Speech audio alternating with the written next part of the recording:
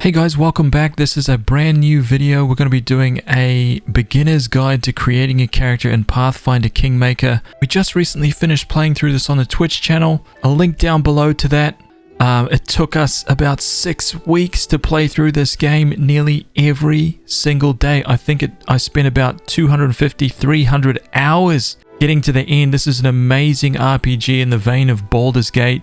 If anybody's interested, I have done a before you buy video for this game. I'll throw it up on the screen right there. Anyway, let's jump into it. Let's create a brand new character. I'll try to explain everything as best as I can to help out the new people who might be coming into this experience a little bit overwhelmed. So the first thing you're going to do is select a portrait. Let's create some kind of like paladin fighter. Let's create like a really classic class. I'm going to go with a paladin. So let's select this guy. He looks like a badass. So immediately right on this screen right here, it's a little bit crazy, right? I know. So first of all, there's your portrait up there. These are your list of stats. We'll get to those in just a second. The big thing that I want to talk about right now is this list on the left-hand side. This is the choice of race of the character that you're going to be creating. And one thing to just keep in mind right here is this is really the key area that you want to look at right here, because this is going to explain the traits of your choice. You'll see if I select elf, they change. The awesome thing about this game is that when you hover over things, you get this nice little pop-up window that explains what these things actually are. One other thing to just keep in the back of your mind when you are choosing your race for your character is that notice as you click down this list, your base attributes do change for some of the classes. You can see dwarves get a bonus to constitution, a bonus to wisdom, but they lose some charisma. I'm going to go with an Aasimar for this one. Check these little bonuses out. So Aasimars have this ability called Light Halo. They can manifest a halo. They can create a light centered on their head at will. While using a halo, they gain a +2 circumstance bonus on saving throws against becoming blinded or dazzled. That could be really useful as a paladin. So they have acid resistance 5, cold resistance 5, and electricity resistance 5. What that basically means is if something attacks you with any of those, acid, cold, or electricity, and let's say they would normally do 10 damage, they would only do 5 damage to this Aasimar Paladin because the 5 represents the amount of damage that they will have immunity to. Okay, so moving over here, we've got a male, a female. We're going to go for a male this time. It's pretty cool. You can actually choose your left hand or right hand dominant. We're going to go right-handed. There's some very simple options for body type. You can either choose an average body type, really thin or super bulky. I'm going to go for the really chunky guy. Some really simple like face adjustments as well. Here there's only a couple. I'm going to go for this stocky looking dude. I'm also going to go for a kind of a dark skinned guy. Let's check that out. Let's go through and pick a hairstyle for him. Oh, I like that long haired kind of Conan the Barbarian look. Yeah, let's go for that. And also give him a little beard. Actually, that looks pretty damn cool. Let's go for... Oh my goodness. Yes. Let's go for this. Wow. This guy is already starting to look amazing. I know it doesn't really look too much like the portrait, but hey, I like this really epic beard. It's actually pretty cool. Let's go with that. Okay, so let's go ahead and click next. Now this screen is where things start to get a little bit overwhelming. So we're going to kind of take this slow. This is the key area right here. So now we get to pick our class, and these are all the classes that are available for your character. Now you can choose any of these classes, but just a really quick and small note, you'll notice there are some classes right down at the bottom that are not currently selectable. You can't choose them. You can't start as one of these. These are more like advanced classes, and they have prerequisites that you need to meet in order to be able to use them or to level up in them. We're going to go back up here and we're going to select Paladin, and look how badass our guy looks already. This is just an example of what he'll look like. This is pretty cool right here. You can choose a primary color and you can choose a secondary color. I'm going to keep our guy like really golden. Yeah, that's pretty cool. Golden black. Cool. Okay, so now that we've selected Paladin, you'll see that this has opened up another little branch of choices right here. Now, we can stay as just a flat, basic Paladin, but there are now 3 different choices here. Think of it as 3 different kinds of Paladin. Now, when you choose one of these 3 archetypes, you'll notice that this window down here changes dramatically. So first of all, let's go through what these windows actually are. This one over here is a very quick overview of the base stats, spells, features, ability, and class skills of your class. And this window over here is more like a progression of how your character will grow from level 1 all the way to level 20. And this shows the skills and abilities that they will learn at specific levels. So for example, if we go for a paladin at level 4, the paladin will gain an additional use of Smite Evil and the ability to channel positive energy. So with that in mind, now you can go through and see what each of these skills are and see if they align with what you want your character to be. It's actually a really cool way of getting a full overview of your character and how it's going to be, to eliminate any surprises because of the skills that it's learned. Well, you can check that out right here, right now at the start. I think that's pretty cool. So we can't really go too much further without explaining the underlying system, i.e. the D&D system, or in this case, Pathfinder system. And that is that every action, or at least the outcome of that action, is based on dice rolls. Now you can't actually see them because it's just random numbers happening all the time in the game, but just so you know and can understand the terminology,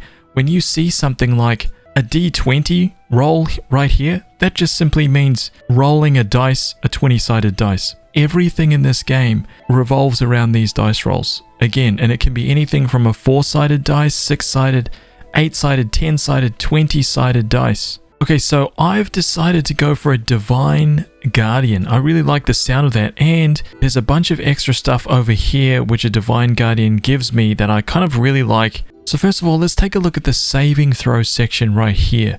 You'll notice that no matter which archetype we choose, the saving throw section doesn't change. So it's always a +2 for Fortitude and a +2 for Will. Now that's basically because those are the saving throw values for being a Paladin. So if we selected Monk, for example, it changes +2 to Fortitude, +2 to Reflex. So a saving throw can basically be summed up by saying it is your chance, your dice roll, to see whether or not you can avoid or reduce the effects of a non-standard attack hitting your character. This isn't about a sword hitting your flesh. This is more about a mage throwing a ball of acid at you and seeing if you can avoid it completely or reduce the effect.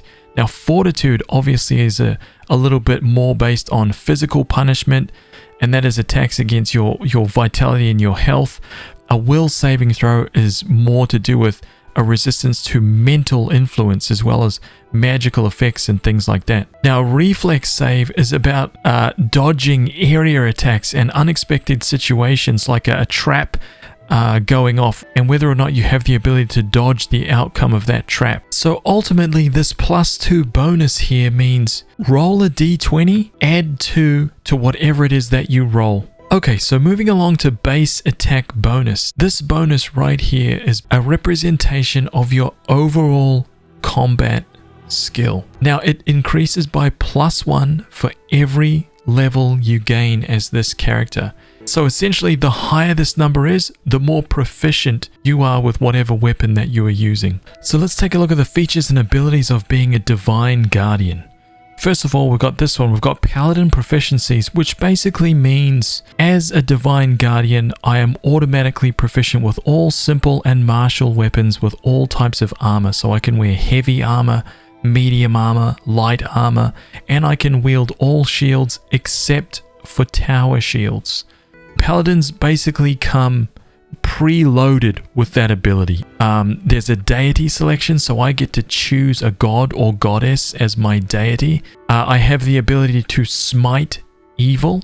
Now, without going into the nitty-gritty of the description of what smite evil is, because it can get a little bit confusing in here, think of smite evil as a skill that I get as a Divine Guardian that helps me to defeat evil creatures. So lastly, there is an alignment restriction. If you choose to play as a Paladin, Paladins must be lawful good.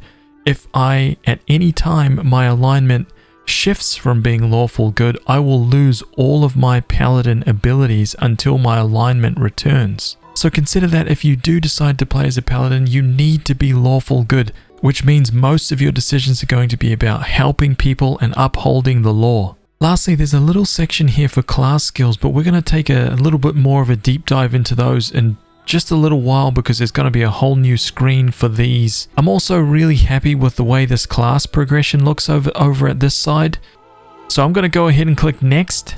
And now the first thing I get to do as an Aasimar, choose my heritage. Now, this is actually really cool because as a standard Aasimar, if we go over here, standard Aasimars have a +2 racial bonus to wisdom and charisma. I'm actually quite keen on going for an angel. So I'm going to go for having a +2 bonus to my strength and charisma and have a +2 racial bonus on my law skill and my use magic device checks. And I can also use the lesser restoration spell once per day. So there's obviously a lot of choices here, different choices, and they basically amount to different racial bonuses and different skills and things like that. But I'm going to go ahead and choose Angelkin next. Now this screen, even though it looks really scary, is actually quite simple. This screen is basically where we're going to allocate our ability points and allocate our skill points. Now everybody starts with 25 ability points and we can distribute these among our 6 ability scores, and we've got 2 points over here to distribute among our skills. Now really quickly, I just wanted to touch on the ability scores and what each of them mean and how they relate to your character. First of all, strength is basically a measure of your character's physical power. So it's really important for characters that are going to be right in the front lines doing damage to enemies, and it also determines the maximum amount of weight that your character can carry. Dexterity is essentially a measure of your character's agility, reflexes, and things like that. It's super important for rogue characters and characters who are, trying to be stealthy, or characters who are going to be using primarily ranged weapons. Don't forget, your dexterity also improves your armor class. Constitution is essentially a measure of your character's health and stamina, so it's directly related to your character's hit points, and it also affects your fortitude saves. Intelligence is basically a measure of how well your character learns and reasons. It's really an important stat for wizards because it affects the way that they cast spells. It's also the primary ability that allows bonus spells to be cast for a wizard, so keep that in mind if you want to create some kind of mage character. Wisdom is a super important ability for clerics and druids. It's also important for monks and some ranges as well. The score that allows your character to have really acute senses. The reason it's important for clerics and druids is because this is the ability that allows clerics and druids to get bonus spells based on their wisdom modifier. Charisma is essentially a reflection of your character's personality, their magnetism. It's really important for paladins, sorcerers, and bards. It's important for paladins because they are, they are likable people. They want to be able to discuss and talk to people and persuade people. And some paladins can also use this charisma bonus to certain attacks and abilities that they may have. Now these little green thumbs up are recommended abilities based on your class choice, which is a pretty cool thing to have because if you know absolutely nothing whatsoever about D&D, it's going to be a safe bet to stick with the thumbs up. And now you can distribute all of your points however you see fit between these abilities. So you'll also see that we've already got a +2 to our strength and a +2 to charisma, and that came from the heritage choice that we just made prior. And you'll notice that what that actually led to is this modifier score over here increasing by +1. Now why this is so important is because you'll often see these scores being referenced by various attacks, by various saving throws, and things, just scenarios throughout the game will constantly be referencing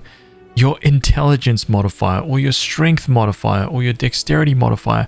This is what that is referring to, and you'll see what take a look at the strength modifier here and see it grow as I increase my strength. You'll see it hits +2, now it's at +3, 18 is +4, 20 reaches +5. 20 is also the highest you can crank any score up to at this level 1. Something worth pointing out here also is that the higher the score value, the more ability points it consumes to increase the value by 1. So you can see a value of 2 right here. So if I want to go to increase my strength from 15 to 16, it's going to use 2 ability points. If I want to go from 16 to 17, another 2 ability points. If I want to go from 17 to 18, I'm going to use 3 ability points. Now I'm going to distribute these fairly evenly. I want some strength, I want some constitution, and I want some decent charisma. So I'm ending up with a +4 modifier to my strength, a +3 modifier to my constitution, and a +3 modifier to my charisma. Now those of you who are actually paying sharp attention would have noticed that as I was increasing some of these scores, it was affecting other things on this sheet. For example, pay attention to the melee attack bonus over here when I reduce my strength. Now remember when I was saying that this modifier score here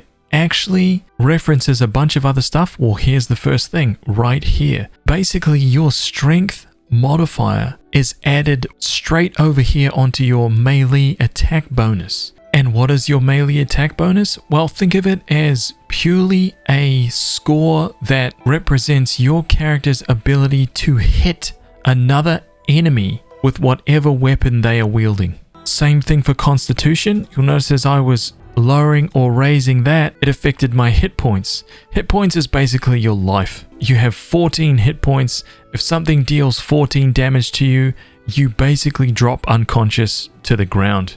And when you reach a negative number that is equal to your total hit points, you die. So at level 1, if a creature did 28 damage to me at level 1, it would kill me instantly. Now charisma is a little bit different. You notice as I raise and lower this, it doesn't really affect my combat abilities, my combat maneuvers. It doesn't affect my armor class, saving throws, or anything like that, but it does affect some of my skills over here. You'll notice that as I put my charisma down, my ability to persuade people while I'm having discussions with them drops dramatically. So this should give you a really good idea about how interlinked and intertwined everything is.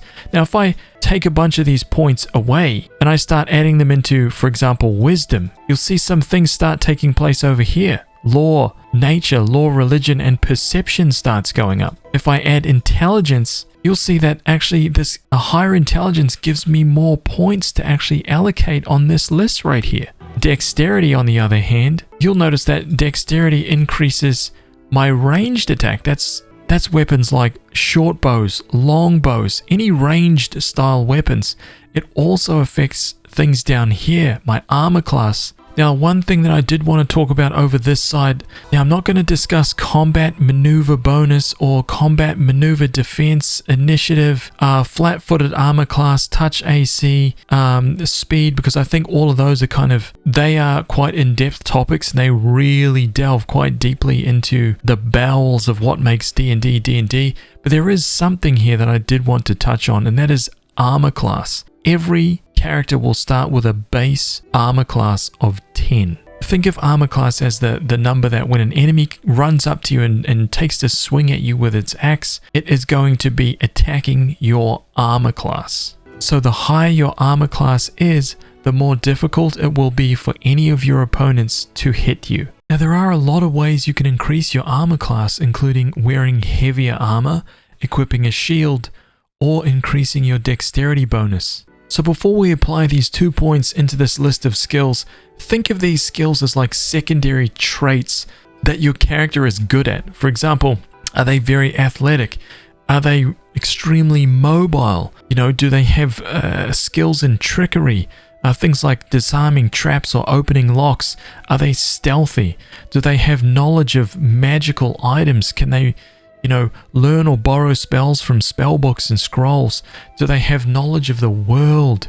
Do they have high perception skill? Maybe they're able to persuade people when they talk to them or use magical devices. I'm going to add 1 to my persuasion skill, and I'm also going to add 1 to my law religion skill for my paladin.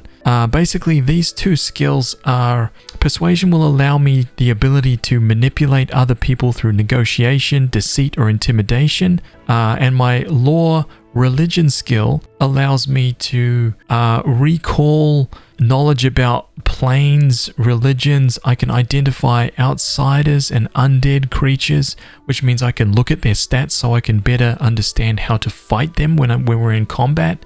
So I'm going to go ahead with the law and persuasion, but you can quickly see, I hope that you guys can quickly see now that in Pathfinder Kingmaker, there's no way to build a character that is good at everything. That's the beauty of it. And one other quick note here, you might think, oh, why did you put so much in strength, constitution, and charisma? Why don't you distribute them evenly among all your stats? Honestly, you can play that way if you want. Take a quick look. Let's see how high of stats we can actually get if we distribute them all evenly. So we can basically end up with 14 in everything. What this does is it will create a character for you that doesn't really excel at anything. And they will be quite flat and ordinary at everything in the game. And that's kind of not what you want ideally. You want every character to be really good at something and have strengths and weaknesses rather than mediocre at everything and they don't really have any strengths or any weaknesses. And the biggest reason for that is because in Pathfinder Kingmaker, you will be creating, or you will end up having, a full party of 6 characters, and you want each of those characters to kind of complement the weaknesses and strengths of the others. That way you're able to combat most situations. So I'm pretty happy with this. My Aasimar Angelic Paladin, you guys can clearly see that I'm going for that whole angel warrior kind of angle. So let's click next. Now we reach, once again, don't be scared by this. This is our character progression that we saw a couple of screens back.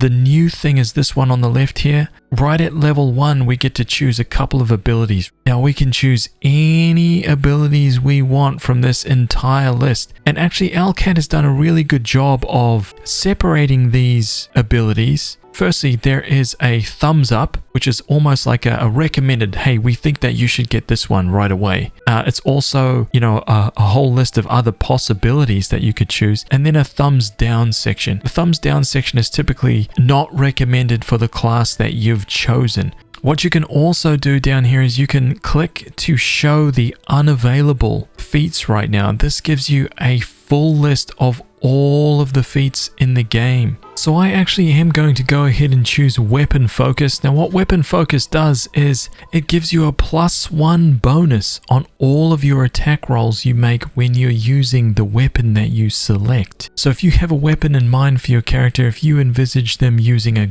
giant axe, then Weapon Focus, what you would do is you would choose the Weapon Focus feat and you would choose Battle Axe, or you would choose a Great Axe right here. For my paladin, I'm going to go ahead and go for the old classic. So I'm going to go ahead and select Longsword for that. And now we get to move on to our deity selection. And here's where I get to choose a god that I follow as my paladin. You can quickly see here that there are kind of good and evil deities here. I'm going to go for Iomide. You can see right there that the favored weapon is Longsword, the domain of glory, good, law, sun, and war. She's a goddess of righteous valor, justice, and honor. That sounds pretty good to me. So let's go with Iomide. Next. Now we get to choose a voice for our character. Get it off me. Madman. Defeat is not an option. Oh, pious sounds pretty good. Forwards! Everyone counts on me. I lead. You follow. Calm down. Not dead yet. Strike as one. So I really like the pious one. I'm going to go for that. You can set your birthday. Let's say the 16th of Desness. Let's go with that. I'm going to enter my name. Has von Scissor Hands. We're going to choose our alignment. Of course, I have to be lawful good. We talked about that earlier. Lawful good for a paladin. We're going to click next. I shall not falter. And now we have our complete character. This is everything that our character is. This is basically what's typically called in D&D your character sheet. So this lists we've got our portrait here, our hit points here. It's got our class right here. We are a level 1 Divine Guardian. These are our ability scores, our bonuses right here. Don't forget, when we hover over them, we can actually see a whole bunch of extra information and where that is coming from. We can see our melee attack bonus, our range attack bonus. We can see all the rest of our stats, including our saving throws. We have a full list of all of our abilities right here, including all of the feats that are preloaded with this class and the extra feat that we chose when we had that choice. And of course, we have those traits that we got right from the very start when we picked our class and race. And all, of course, here are our total skills. We don't have any spells. Here are our martial qualities, which are base attack bonus. We have weapon proficiencies here.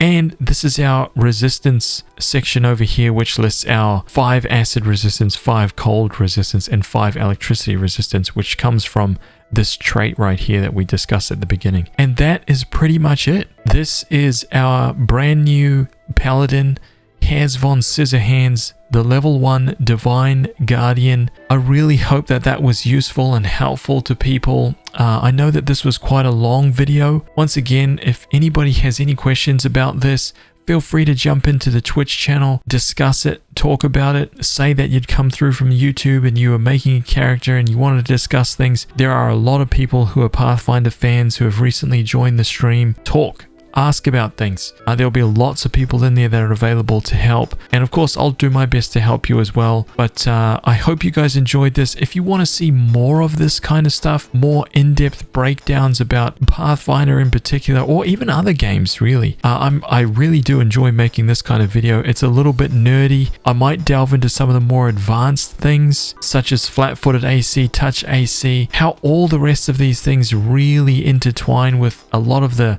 deeper subjects behind D&D. It gets really mathematical, but I would like to make those kind of videos as well. Anyway, you guys, thanks for sticking through to the end, and I will see you guys on the next one.